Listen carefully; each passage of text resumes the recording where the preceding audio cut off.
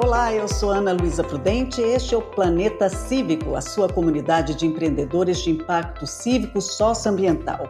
O Cívico é uma comunidade que trabalha para gerar um impacto positivo no mundo. O nosso podcast abre diálogos e dá força para as inúmeras transformações que estão acontecendo aqui e pelo mundo. O episódio de hoje traz o ODS 13, Objetivo de Desenvolvimento Sustentável, que tem como tema a ação contra a mudança global do clima. Por isso, vamos falar sobre as atitudes que podem ajudar a transformar o mundo a partir da adoção de medidas urgentes para combater a mudança do clima e seus impactos.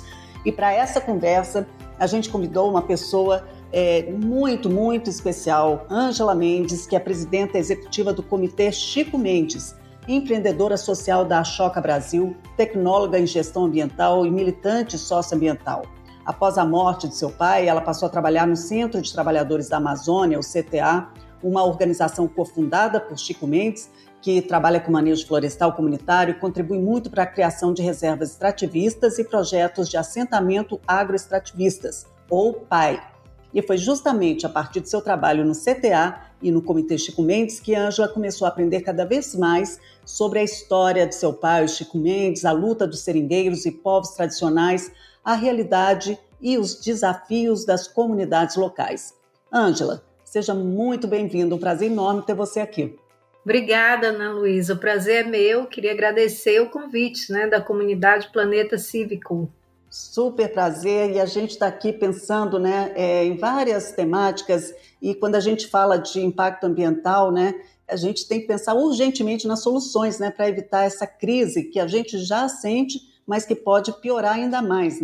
A gente tem informações aqui que foram levantadas sobre o painel intergovernamental sobre mudanças climáticas, o IPCC. A Amazônia foi severamente atingida por secas e altas temperaturas nos anos de 98, 2005, 2010, 2015 e 2016, que causaram grande mortandade de árvores, São eventos extremos e já podem ser atribuídos às mudanças climáticas, Então, assim, o que hoje se fala sobre aquecimento global e causa ambiental, não se fala tanto, não se traz para as discussões a participação de pessoas que mais sofrem com esses problemas, E estou falando aqui exemplo dos povos originários e tradicionais, mulheres, comunidades vulneráveis.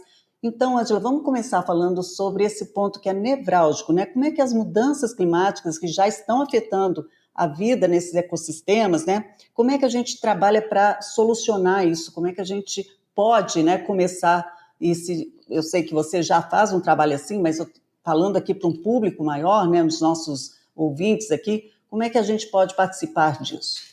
É verdade, a gente, a emergência climática, a crise, ela tem um impacto negativo muito grande sobre essas populações vulneráveis, E principalmente no recorte, tem um recorte específico que é interessante a gente perceber que esse impacto ele atua mais sobre a questão da segurança alimentar, entre outros aspectos, mas é interessante ver como isso impacta nessa questão assim de alimentação, das populações da floresta, as populações tradicionais, porque é uma relação, essa relação do território, ela passa por uma relação sagrada para alguns povos, os povos indígenas, mas os povos extrativistas também mantêm essa relação, esses saberes e fazeres, de uma forma muito particular. Então, por exemplo, essa dinâmica na floresta, dessa alimentação, por exemplo, da castanha, que é um produto base da alimentação dessas populações, que vem sofrendo muito não é mais mudanças, já são os impactos dessa crise profunda climática. Então, por exemplo, o que a gente come na floresta é um tatu no leite da castanha, é um capelão no leite da castanha. Mas a gente já percebe que a produção da castanha ela vem mudando ano a ano. À medida que o desmatamento, que as queimadas vêm batendo novos recordes aí, anuais, E a gente já espera para esse ano um novo recorde, porque essa dinâmica aqui tem mostrado, a dinâmica do clima aqui tem mostrado que a gente vai ter um período muito forte de estiagem. Então, isso impacta diretamente, né, na questão da alimentação. A castanha está em colapso, né, o tatu, a paca e a cutia também, né, já as populações já não conseguem se alimentar como se alimentavam antes, porque, né, tudo isso consequência desse cenário catastrófico que a gente vem vivendo ano a ano. As soluções, elas são possíveis, né? E se a gente pensar, por exemplo, que estamos falando da valoração e valorização, por exemplo, dos saberes e fazeres de populações que estão num ambiente, num ecossistema que tem uma extrema importância para o combate a essas emergências climáticas. Essas populações estão nesses lugares indígenas, ribeirinhos, quilombolas, extrativistas, prestando um trabalho importantíssimo de manutenção dos seus territórios, de manutenção das suas culturas e, consequentemente, do combate, né, a esse momento que a gente vive intenso de mudança, de extremos climáticos, né, verões cada vez mais secos, períodos de chuva cada vez mais desequilibrados também. Acho que uma questão muito importante hoje é a gente pensar, por exemplo, que o mundo hoje está totalmente conectado. A gente vive nesse mundo globalizado, mas aquela população que está lá na floresta hoje está invisibilizada pelo poder público, pelas políticas públicas, né? Principalmente de comunicação. Então, quando a gente percebe essa desconexão dessas populações hoje com esse cenário global de intensa comunicação, de redes, de construção de redes, a gente pensa muito em que uma das soluções possíveis para essas comunidades, e aqui a gente está falando de uma situação que é muito complexa, não existe uma solução fácil, porque são muitas variáveis, né? Então, por exemplo, o fortalecimento da produção, né, agroextrativista, o fortalecimento, por exemplo, dos saberes e fazeres, por exemplo, da juventude que está lá dentro fazendo seus artesanatos. Então, a gente tem uma série de coisas acontecendo. E a gente, Comitê Chico Mendes, a gente tem apostado muito no fortalecimento de redes de comunicação, trabalhando com foco na juventude, porque a gente entende muito que hoje a juventude tem um papel muito estratégico na manutenção dos territórios, né? A juventude, desculpa, Ângela, a juventude que está nos territórios, é isso? Está nos territórios. Então, por exemplo, a gente entende isso, mas a gente entende a partir, por exemplo, de uma visão muito antecipatória do meu pai, né, que em 1988 escreveu uma carta para os jovens do futuro, chamando esses jovens a continuarem a revolução que eles construíram, começaram lá atrás, que foi tudo aquilo que trouxe a ideia de reservas extrativistas, né, de territórios de uso coletivo. E esse território, ele vive, ele sobrevive, ele se mantém, né, a partir da sua população, da sua sociobiodiversidade, né? Essa população que mantém esse território seguro, e essa população jovem hoje tem um papel de manutenção, de manter esse território, de defender esse território. Mas para a gente manter essa juventude conectada com o seu território, a gente precisa estar pensando nas perspectivas, né, de vida, de qualidade de vida, de bem viver dessa juventude. Como é que a gente faz isso? Garantindo a eles acesso a bens, né, a direitos que são inclusive constitucionais, educação, saúde, mas estar conectado, estar também, né, incluído digitalmente, né, tendo acesso à comunicação. É bem interessante quando você fala da comunicação. Você entende, então, que desde o seu pai, que foi uma referência, né, foi e é uma referência, né, como ambientalista, né, o Chico Mendes, ele estava num momento que sempre nessa luta por melhores condições de trabalho para os seringueiros, né, sempre na luta contra o desmatamento, numa época que as pessoas eram chamadas de ecochatas, né, que não se entendia isso como algo fundamental, né, para a sobrevivência do ser humano, do planeta, né? Você acha que o fato de hoje a gente ter essa comunicação mais acessível, o fato da gente poder acessar mais, né, informação por causa das mídias sociais, ainda que com acesso digital, né, restrito para alguns grupos, você acha que isso contribui? O que para você assim, faz a diferença e que traz um pouco mais de perspectiva de solução, né, da época em que seu pai estava, né, à frente dessa luta para agora, que você está à frente junto com o CTA, né? Na verdade que eu estou à frente junto com o comitê, né? O Comitê Chico Isso, Mendes. Comitê Chico Mendes, desculpa, o CTA é o Centro, né, de Trabalhadores da Trabalhadores da Amazônia, Amazônia. que foi cofundada pelo seu pai também, né, Ângela? O CTA foi uma grande organização, início da década de 2000, fez um trabalho muito bom nos projetos de assentamento mesmo, né? Trouxe ideias inovadoras assim, conectadas com o ideal né, de sustentabilidade, que sempre foi a luta do meu pai. Ele traz muito, na trajetória dele, princípios, né, que são muito importantes hoje também, pelas quais também passam soluções. Ele foi uma pessoa que investiu muito na educação no seu tempo lá e no seu espaço, entendendo a educação realmente como esse processo libertador.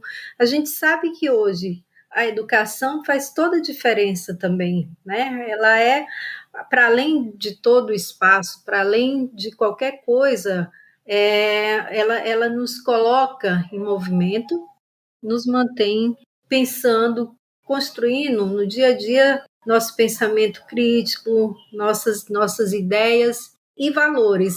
E a questão do território, né? Então, ele traz isso como uma grande. A questão do território foi e sempre será uma grande solução para os conflitos da Amazônia, né?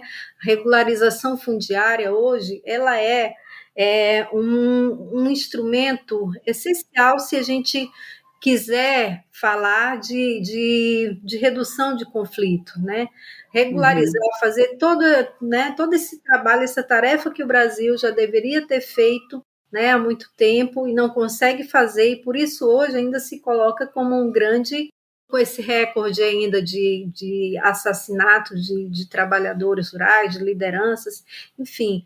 Então, a gente entende que algumas das soluções a gente não entende como soluções, mas que são coisas, são ações que, né, de alguma forma, vão de encontro a alguns problemas e dificuldades e desafios que a gente encontra quando está falando de populações de território, quando está falando, né, desse conjunto de povos e comunidades, seja da água, do campo, das florestas, da cidade. Então, a gente trabalha na perspectiva de fortalecer, de ampliar essas vozes da juventude dentro dos territórios, porque eles trazem, né, uma narrativa de defesa dos seus territórios e dos seus modos de vida, de conexão com suas identidades. E se a gente souber que por trás, por exemplo, da saída desses jovens dos seus territórios, existe, né, um cenário de falta de uma perspectiva de um ensino superior. Isso faz com que eles migrem para as cidades e acabem perdendo o vínculo com seus territórios. A gente entende que hoje conectar esse jovem com o resto do mundo é trazer essa possibilidade de que ele possa acessar o conhecimento, de que ele possa fazer redes, atuar em redes, construir redes, que são redes, inclusive, que possam potencializar, fortalecer esses jovens, tanto a partir dos seus, né, da sua cultura e identidade, mas também da valorização, por exemplo, do seu trabalho e para a geração de renda. Então, isso é uma coisa. Então, a gente não está aqui falando de uma solução, a gente tem que buscar o conjunto das soluções possíveis para minimizar o impacto que essas mudanças, na verdade, que essas crises climáticas têm trazido tanto e que é sentido ainda mais por essa geração, assim.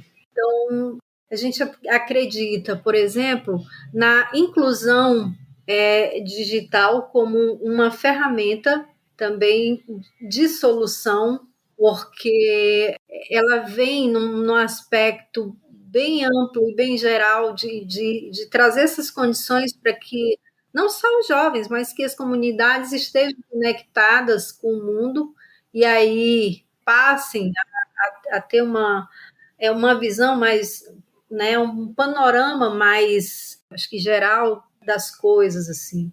Porque hoje o acesso é muito restrito, né, Ângela? Se falando do Acre, você tem alguma ideia de número, assim, de acesso de percentual? Porque a gente fala daqui de um ponto de vista, né? Estamos aqui no eixo Rio-São Paulo, estou falando de São Paulo, diretamente aqui do Cívico, né? E a gente sabe, claro, aqui é uma das pautas que mais são trazidas também, quando a gente fala sobre educação à distância, né? Com a possibilidade também de levar conhecimento e criar essas trocas, essa rede que é tão importante, né? Das pessoas que têm, sim, né, o lugar de fala, e não aquelas que estão de longe falando de algo que elas nem vivenciam, né? Exato. Nós temos uma cobertura bem ruim na Amazônia, né? Uhum. Não é diferente, eu acho que no Brasil todo, mas a região norte sempre foi uma região um pouco mais, do ponto de vista do acesso a políticas públicas, a região sempre foi, né, um pouco mais esquecida. Isso não é novidade. E a comunicação aqui, ela é bem complexa. Aí a gente faz o recorte, por exemplo, para a floresta, aí é que dificulta um pouco, por conta de toda, né, de tudo que envolve. Por exemplo, a gente tem hoje tecnologia 4G que não chega, por exemplo, que chega a um percentual muito pequeno de pessoas que estão lá nos territórios. Uma reserva extrativista como a Chico Mendes, que tem cerca de 15 mil pessoas morando, você vai ter aí, não vai ter nem 5%. Eu estou sendo muito otimista, né? 5% de pessoas que conseguem captar um sinal do 4G. Tem uma comunidade lá na região de Chapuri que assim, é uma comunidade que por uma coincidência, um cruzamento de sinais de duas operadoras consegue acessar um sinal. Mas isso é um lugar bem específico, né? No geral, por exemplo, a gente não consegue ter uma boa distribuição de sinal de internet. Agora, seja porque, por exemplo, as alternativas mais viáveis, que é a internet via satélite particular, é caríssima, né? Ninguém tem condição de pagar isso. E seja porque hoje a internet que o governo disponibiliza, o governo federal, é uma pauta política dele, né, de negociação política. O governo federal tem um projeto de internet para áreas remotas, né, mas que ele instala nos equipamentos públicos, né, mas não permite que a comunidade tenha acesso aberto, né, a isso. A gente teve o maior problema esses dias, porque uma comunidade lá em Chapuri, que contava com a internet da escola, a escola não está tendo aula, a gestão da escola foi lá e desligou a internet por causa de fofoca de vizinho. Ah, meu Deus, imagina.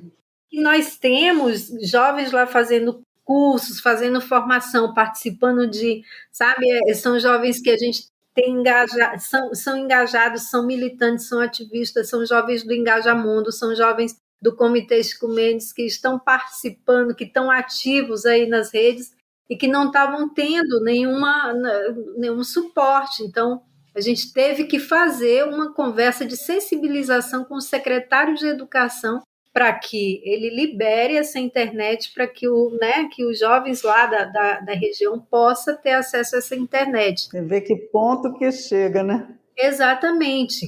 E é uma questão política, porque a gestora, né, é uma pessoa que tem uma posição política e acha que as pessoas que estão usando para fazer seus trabalhos têm uma posição divergente, assim. Então, essa é uma visão, né, tacanha dessas pessoas. A gente passa por uma série, sabe, Ana, de desafios e de detalhezinhos aqui é uma coisa muito interessante para a gente lidar com isso, né? Porque muitos meandros, né, Ângela? Sim, e se a gente fosse para falar aqui só de comunicação e de internet para esses territórios, a gente ia passar a tarde todinha, porque eu iria É, dizer das buscas que a gente já fez por tecnologias apropriadas de internet para dentro das resex, dentro dos territórios, toda a experiência que a gente está adquirindo nisso, na tentativa de trazer esse instrumento, essa ferramenta, como uma, né, das ferramentas, como uma das ações assim possíveis também de ser solução, né, de ser solução para o claro. isolamento dessas comunidades, para o êxodo da juventude rural, que cada vez mais tem abandonado seus territórios atrás de coisa, né, atrás de educação, atrás de melhoria de vida, porque ele ainda não teve ele ainda não conseguiu perceber a potencialidade que ele tem no seu território, né? E aí, quando Sim, você pensa que, por exemplo, uma plataforma, uma universidade livre da floresta online, né, seria, e que a gente sabe que já tem, isso já está sendo pensado, é uma das soluções muito bacanas. Então, eu sou muito entusiasmada dessa parte, assim, de lidar com essa galera de juventude que tem cada vez mais levantado, ampliado a voz, e a gente, né, apoiar nisso também, de estar levando condições para que eles de fato façam essa revolução, essa transformação que o meu pai chamou lá na Carta aos Jovens do Futuro. sim. A carta, depois eu queria até ler um trecho, mas eu queria aproveitar isso que você está falando, porque isso seria uma, como você colocou, né, uma das soluções, mas seria uma forma de potencializar o que já existe nos espaços e nos territórios, e que essa juventude já tem esse engajamento, essa consciência, esse entendimento, e que está aí, né, já fazendo, levando esse legado do seu pai, né, e que você tão bem tem mantido, né? E aí isso poderia ser uma pauta do Hub Economia, Bioeconomia aqui, né? Do Cívico, que você faz parte, que a gente poderia trazer isso como uma proposta, porque a tecnologia está aí, né? E tem várias iniciativas e startups aí desenvolvendo soluções, e tem que fazer essa conexão, né? Da tecnologia com esses saberes, como você também coloca tão bem, né? E a gente está num ano de eleição, né? Ano eleitoral, né, Ângela? Então, é um ano para se pensar mesmo até numa representatividade, né, que tem pouca da causa climática na política nacional, né? E eu acho que são os jovens também que podem vir a ser essas lideranças, né? Sim. E essa questão é essencial para a gente combater abusos que estão acontecendo aí, e aí, evidentemente, que tem a bancada ruralista, né, que é uma das maiores, mais influentes, organizadas no Congresso, né, então a gente tem que aumentar a representatividade, eleger políticos que defendem a causa ambiental, né? Como é que você vê isso dentro de um território e todo o seu, já a sua experiência, né, e o seu conhecimento, como é que você enxerga, né, esse cenário? Bom, eu acho que sim, você falou tudo, falou e disse, né? A gente está num ano assim que a gente deve pensar muito, refletir muito, porque as lapadas que a gente está levando hoje não é senão porque, né, o legislativo hoje, o parlamento hoje em sua maioria está dominada pela bancada do agronegócio, e a gente sabe também que essa é uma realidade que a gente vai mudar, mas não a curto prazo, porque a força do capital ela é gigantesca, né? Uhum. A gente vai fazendo com um bom trabalho de base, de sensibilização. O que a gente tem feito, para além disso também, sabe, Ana, é estar nos territórios falando, né, para a juventude disso tudo, é fazendo formação. Nós trabalhamos desde 2016 com um projeto piloto na Chico Mendes chamado Jovens Protagonistas, né, que é levando uma formação para jovens lideranças, para fazer que os jovens eles pensem criticamente, ajudar a despertar neles esse pensamento crítico, o pensamento cidadão, assim, né, de entender a partir, né, da sua própria vivência, da sua própria, o que foi a luta pela conquista dos territórios, né?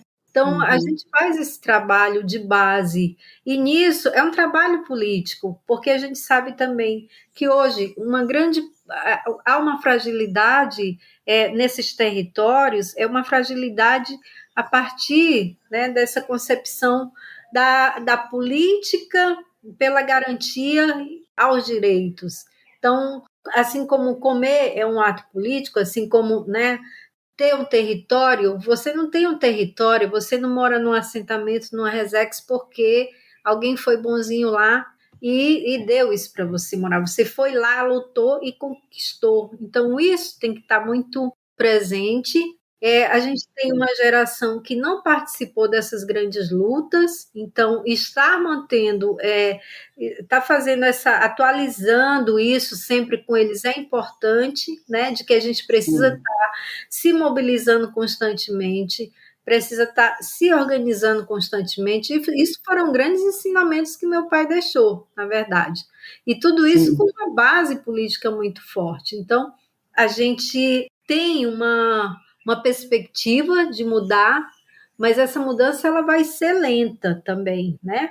E, logicamente, essa representatividade ela precisa vir. A gente já tem aí, desde as últimas eleições, muito forte a representatividade indígena, né? Então, aqui no Acre, por exemplo, a gente, né, tem aí indígenas se candidatando, né? Mas, por outro lado, às vezes, a pessoa que está pleiteando um mandato, o candidato que está pleiteando um mandato, pode não fazer a defesa dessa pauta, não ser esse perfil, mas a gente não pode se aquietar e aí fazer com que ele se enxergue mesmo um defensor dessa pauta. Sim, protagonista dessa pauta, né?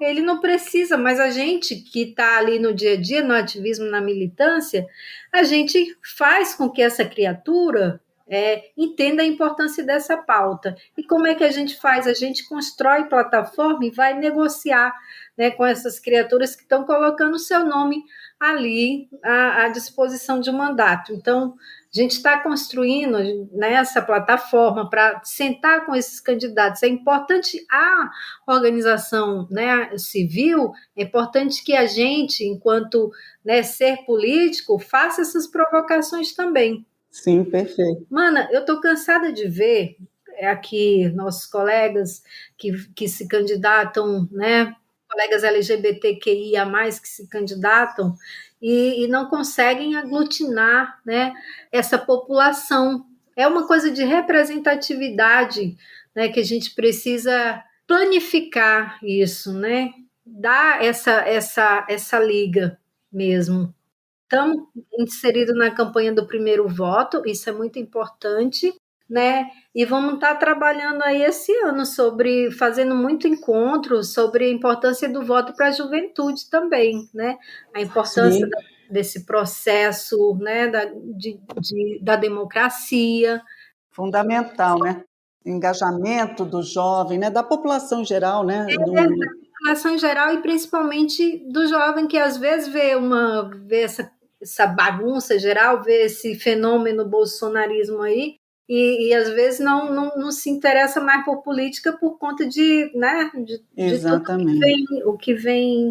que vem vendo, essa desconstrução Uhum. disso que a gente lutou tanto, que era para chegar a esse Estado democrático assim, na linha de frente, por uma mudança nesse Estado, por um regime, né, Sim. ditatorial, aí bom, enfim, né, Não, a gente não tem dá que para. realmente, para fazer uma mudança, a gente tem que engajar as pessoas no entendimento da corresponsabilidade, né, de cada um de nós, nessa questão mesmo que a gente, não só quando a gente fala da questão climática, a gente está falando de tudo mais que cerca isso, né? Falando sobre diversidade e sobre a falta, né, de inclusão, né, a questão mesmo da desigualdade, né, que está nesse país, e isso tem que vir, eu acho que desde sempre, né, a educação é a base de tudo, e também em casa, né, Ângela? Eu fico pensando aqui que na sua casa, né,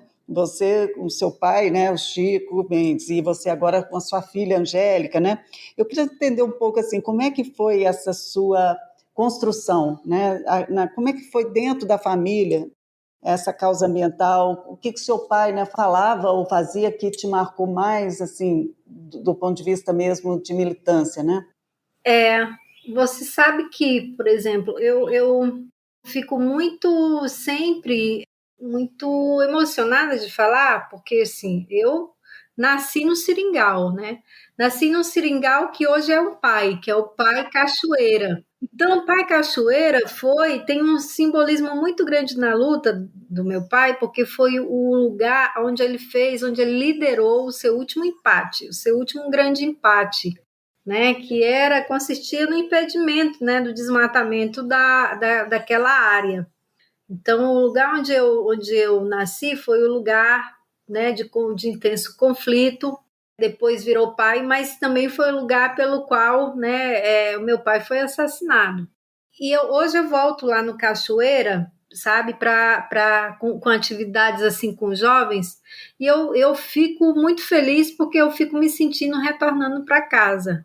E aí eu poderia não estar hoje, né, fazendo essa militância, porque eu fui como uma das milhares de crianças que nasceu no Seringal, né, numa situação muito adversa, de doença, de fome, e que consegui sair disso porque os meus tios me pegaram, me trouxeram para a cidade, me trataram, levaram de volta para o Seringal, mas eu não consegui, adoeci novamente, então eles resolveram que o melhor para mim era vir para a cidade para me tratar, né? Porque muitas crianças ainda morrem por motivos de falta de acesso. Tem comunidades ainda muito distantes que não conseguem ter um acesso fácil para municípios, para o lugar mais próximo de atendimento de saúde. Tanto é que a minha outra irmã, faleceu do mesmo problema que eu, mas não teve ninguém que pudesse ajudar, né? E aí eu fico olhando para a minha trajetória, e eu fico imaginando que eu não estaria aqui, desse meu lugar de fala, do meu lugar de militância, talvez, se eu não fosse a pessoa que sou, né? Mas que tenho a minha origem lá no território, que tenho a minha história de vida ligada a esse ativismo, mas a essa luta, né, do meu pai, né, essa coisa de que o sangue puxa, o sangue puxa, o sangue puxa, mas a gente também ao longo do tempo vai percebendo que não tem outro jeito, com tudo o que eu presenciei, com tudo que eu vivi, com tudo aquilo que o meu pai deixou de exemplo, se eu não seguisse esse exemplo, né, e vendo a visão que ele teve e vendo como o mundo vem se comportando, né, eu não seria uma pessoa, né, consciente. Isso não faria sentido para mim. E a minha filha também, né, sente isso. Não é uma questão de responsabilidade, de ter que manter, mas é uma questão de eu ser consciente de que a luta dele é uma luta que não era em vão, né? Então, tudo que ele fez com muita consciência, ele fez com uma visão de mundo muito, sabe, muito à frente do seu tempo, porque ele já falava, ele foi vereador no final da década de 70, e ele já falava sobre a importância de preservar a Amazônia, de preservar a floresta. E eu vivi isso, eu convivi com as pessoas que lutaram lado a lado com ele, né? Quando você fala assim que eu trabalhei entrei no CTA no início da década de 90, né? Então, pude ter contato, apesar do meu afastamento inicial, mas num período, né, eu comecei a ter contato com isso, a ter contato com essa luta, ter contato com as pessoas que estiveram com ele lado a lado. Depois, eu fui sócia do CTA há muitos anos, trabalhei como colaboradora do CTA há muitos anos, mas eu também fui da direção do Conselho Nacional das Populações Extrativistas, que é o Conselho Nacional, que era o Conselho Nacional dos Seringueiros antigamente. que foi também uma organização cofundada pelo meu pai, assim, porque ele organizou o primeiro encontro nacional dos seringueiros lá em Brasília, e lá, em 1985, eles tiraram como encaminhamentos a criação do CNS. Lá foi discutido o conceito de reserva extrativista. Então, esse encontro, ele foi importante, ele foi um encontro que deu um start para muita coisa boa, né, que veio depois. Assim. O CNS até hoje é uma organização atuante, representativa das populações extrativistas, e eu tive o prazer de atuar com eles. Eu acho que foi dos meus melhores períodos, assim, de ter mais contato com essa vivência, contato com os desafios, porque eu acompanhava toda essa agenda política, né, do CNS, então eu consegui ter conhecimento um outro mundo, assim, né, das necessidades, da construção, né, e da concepção, por exemplo, de políticas públicas que foram extremamente importantes, projetos, sanear a Amazônia. Então, eu tenho a felicidade de estar mais próxima desse universo, sabe? E o Comitê Chico Mendes é a minha vida hoje, né? Desde que eu passei, em 2009, que eu passei a coordenar o comitê, e o comitê existe desde 89, 1980. Na verdade, o comitê existe desde 1988. O comitê foi criado na noite do assassinato do meu pai, né? Na mesma noite? Foi, porque ele foi assassinado no finalzinho do dia, né? Então, à noite, assim, os companheiros, né, que estavam muito ainda emocionados por telefone, naquela época, né, o que rolava era fax e telefone, informalmente, né, decidiram de alguma forma mobilizar a sociedade nacional e internacional e iam criar esse espaço de mobilização. E aí isso foi o conceito do Comitê Chico Mendes. Como que eles iriam fazer isso, né? Eles pensariam depois, mas precisavam pensar primeiro, né, do ponto de partida. Então, vamos pensar um comitê, vamos pensar um espaço. Aí nasce o Comitê Chico Mendes, né, nesse momento muito difícil para todo mundo. Depois que nasce, que em 2009 eu passo a coordenar, o comitê passa a se tornar também uma parte importante de mim, né? E aí é onde eu também dei seguimento a essa minha construção que eu tenho hoje, né? De quem e de quem foi o meu pai.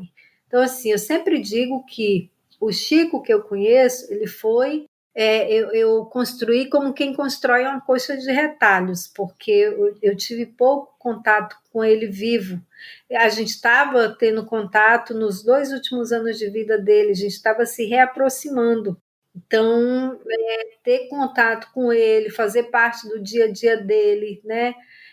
Eu lembro que a última contato que tivemos, ele já era bastante ameaçado, nós precisávamos ir numa comunidade, numa chamada Nova Esperança, na Estrada Velha de Brasileia, e era uma coisa muito estranha. Para mim, eu ainda não conseguia entender como era que funcionava, porque a gente ia num carro e ele ia cercado de pessoas, e o carro deixa a gente num local e volta, se esconde para poder os bandidos lá não descobrirem para onde ele foi. Então, para mim, foi muito estranho essa viagem por perceber o nível assim de ameaça que o meu pai sofria, por perceber que a vida dele era tão daquela forma tão difícil, né? Mas que ele em nenhum momento pensou em largar de mão de fazer o que fazia, apesar de ter sido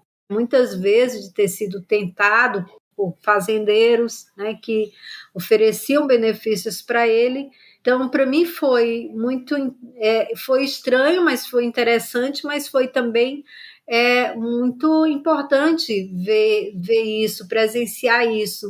Você tinha quantos anos, Ângela? Nessa época eu tinha 17, 18 anos, já era uma mocinha, né? Uhum.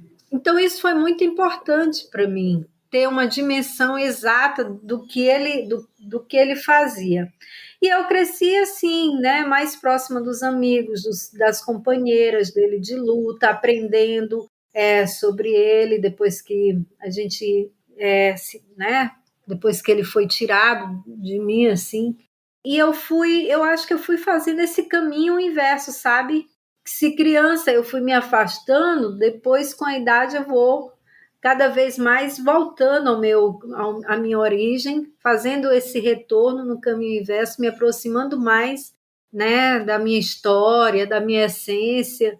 E isso tem me deixado muito feliz, a possibilidade de estar em contato com o meu pessoal, com a minha família lá no Cachoeira, né, que me recebem de braços abertos assim, com o meu pessoal lá do Rio Branco, lá da comunidade do Rio Branco, na Resex, onde a gente tem trabalhado muito assim também.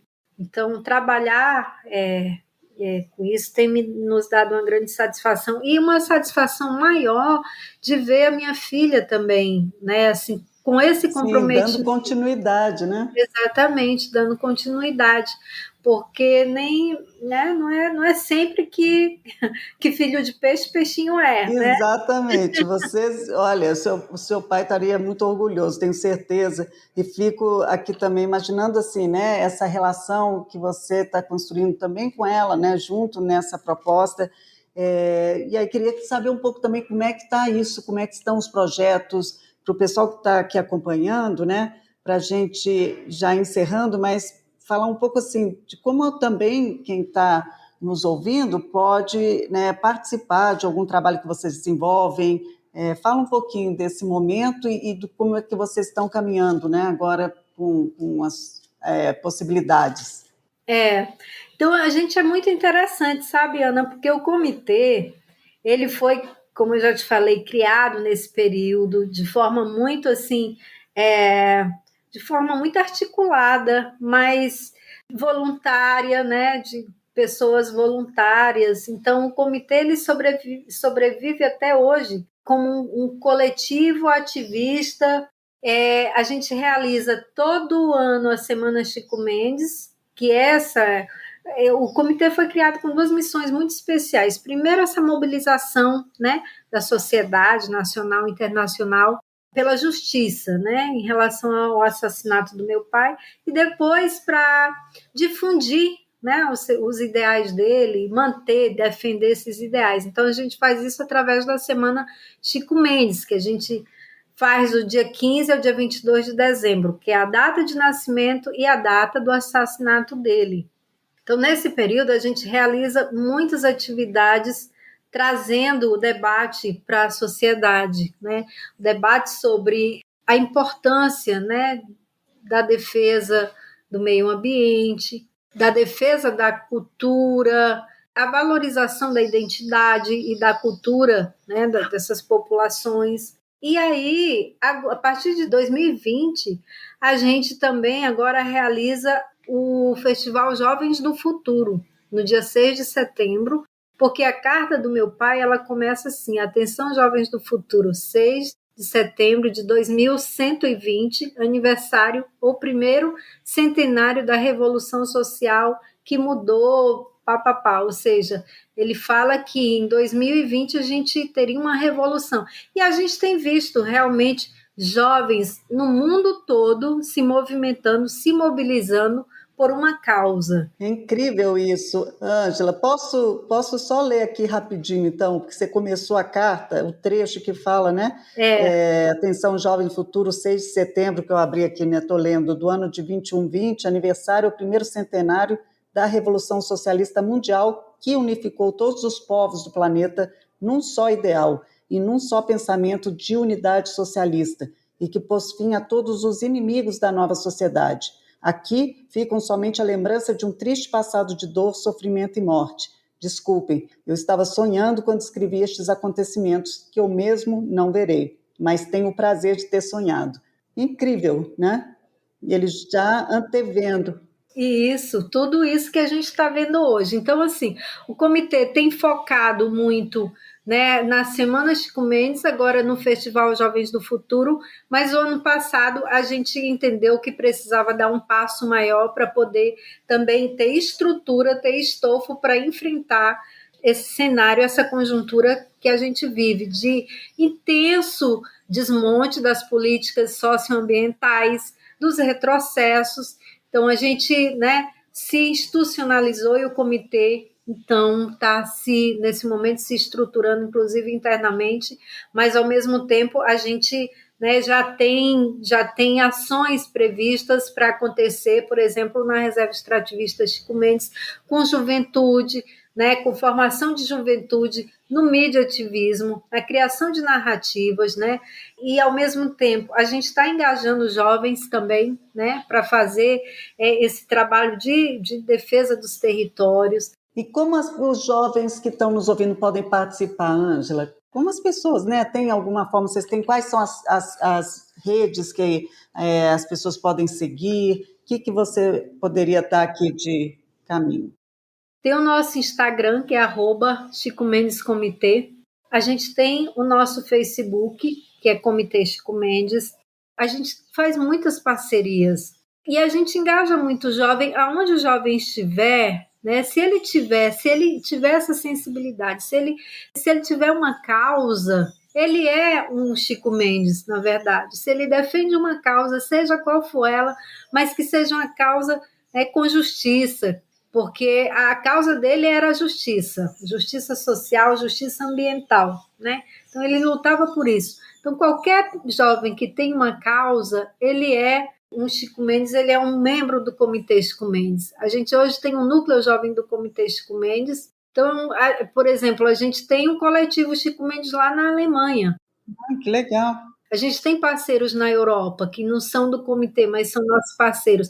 Então, é possível, né, essas parcerias acontecerem, independente de estar aqui no Acre, de estar em Rio Branco, em qualquer lugar, porque hoje a gente pode isso, né? Essa ferramenta nos deu essa possibilidade. Então, Esse é maravilhoso. exato. Quer ser voluntário no Comitê Chico Mendes? Acesse as nossas redes. Eu queria, né, ser do Comitê Chico Mendes. O que eu posso fazer? Acesse as nossas redes, a gente conversa, a gente procura saber qual é a tua área de atuação, onde que você está.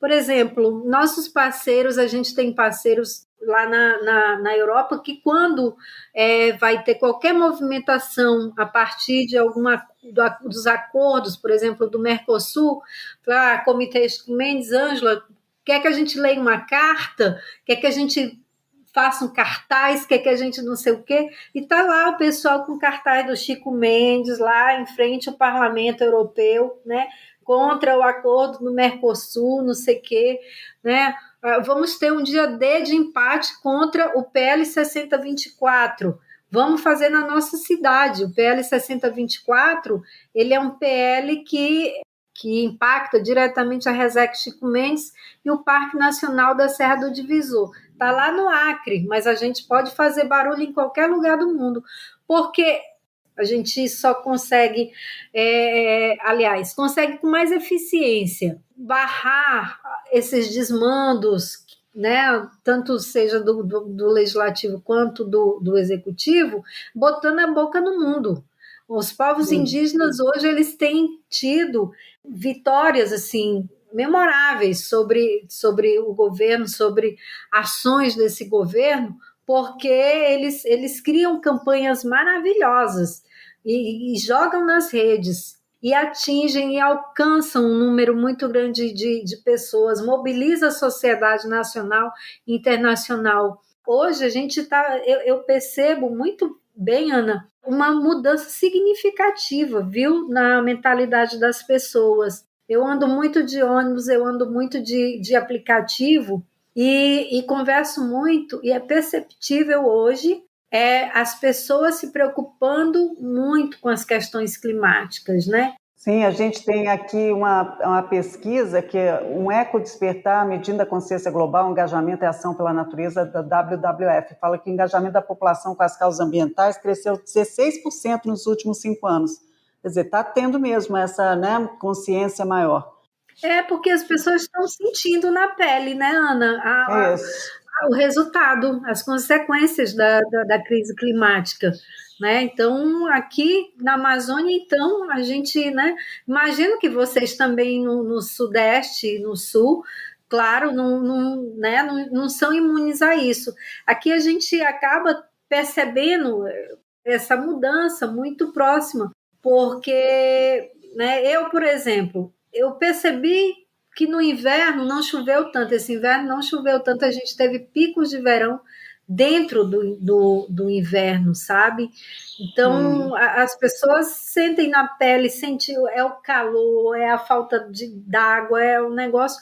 Cada dia mais as pessoas estão sentindo e estão ligando uma coisa com a outra, sabe? Sim, agora não tem mais como esconder ou fugir, né? Não Está aí, tem, não evidente. tem. E É. isso não é, né? É a partir dessas iniciativas da gente estar botando a boca no mundo, da gente estar das organizações, do movimento dos movimentos, né, da sociedade civil que estão se mobilizando, se manifestando. Agora a gente está fazendo também parte de uma campanha que chama Amazônia de Pé, que a gente pretende colher 1,5 milhão de assinaturas para levar para o parlamento um projeto de ação popular que destina, que regulariza as terras públicas da Amazônia, destina elas às populações tradicionais indígenas, ribeirinhas, quilombolas e extrativistas, né? Que são terras que são griladas todos os dias. Sim, e são essas populações que sabem cuidar da floresta, fazer, né, fazer com que a floresta Exatamente. de pé, que rende muito mais, né, que é muito mais, economicamente falando, né, traz muito mais benefícios, inclusive, né, do que a floresta, né, derrubada. Não, que isso já era o conceito do Chico lá atrás, né? Que a Sim, floresta tem valor em pé. E é isso. é isso, tantos ensinamentos, né, tanta visão que ele trouxe, e que bom que ele, né, tem você para dar continuidade a isso, Angélica. Assim, é emocionante mesmo quando você fala da sua vida, do seu, né, do legado que ele deixou, né, do seu sentimento com relação a isso, e de como você, através de ações, né, e de movimentos, e como você bem colocou, né, a militância, a importância disso, né, de se falar, você tem feito esse legado valer tanto. Então, eu agradeço demais, foi uma honra ter você aqui no Planeta Cívico, a gente poderia ficar conversando aqui, quero conversar mais.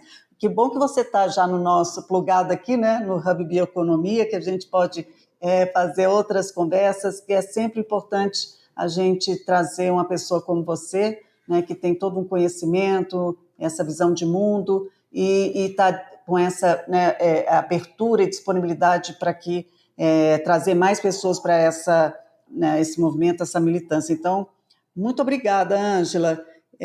Espero que a gente possa ver essas mudanças acontecerem, né, que essa carta seja cada vez mais colocada em prática, né, dessa carta que o nosso Chico Mendes deixou para a juventude. Obrigada, viu? Se você quiser também, espaço aberto aqui para você deixar a sua mensagem.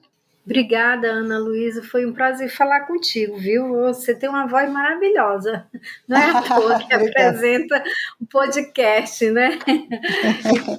Então, assim, a gente vem lutando, né, para ajudar que essa revolução aconteça. E a gente quer muitos revolucionários e revolucionárias, assim, né, que as pessoas, de fato, façam essa reflexão, né, como a gente sabe que isso vem mudando. Toda mudança, para ela ser uma mudança que vai ficar, que vai se consolidar, ela precisa ser assim mesmo. Devagar, mas devagar e sempre. Então, a gente quer ajudar nessa mudança, né, e que a gente consiga formar muitos e muitas revolucionárias aí para se somar a nós, assim. Então é isso, e mais uma vez agradecer ao Planeta Civicol e ficar de olho nas nossas redes sociais para que a gente, né, vai lançar a nossa, no mês que vem a gente lança já a nossa programação do Festival Jovens do Futuro 2022. Maravilha, a gente vai divulgar, estamos aqui agora em contato, né, a comunicação do Cívico, está aqui para fazer isso chegar em mais pessoas e trazer mais pessoas para essa revolução que a gente vai fazer junto mesmo. A gente não faz nada sozinho, né, Ângela?